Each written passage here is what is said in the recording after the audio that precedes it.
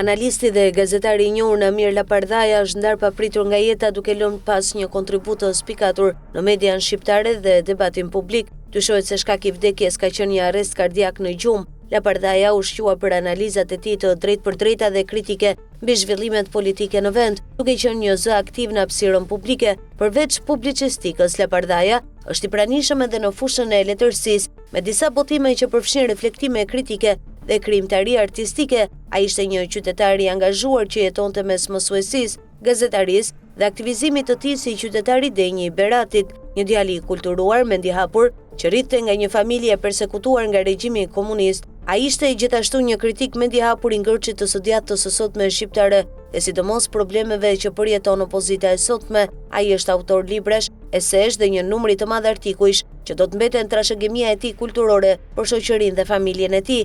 Lajmi për ndarjen e tij nga jeta ka shkaktuar tronditje tek të gjithë, ku Lapardhaja është vlerësuar për profesionalizmin dhe integritetin. Pamfleti shpreh ngushëllime të afërmve, miqve dhe të gjithë dashamirësve të tij.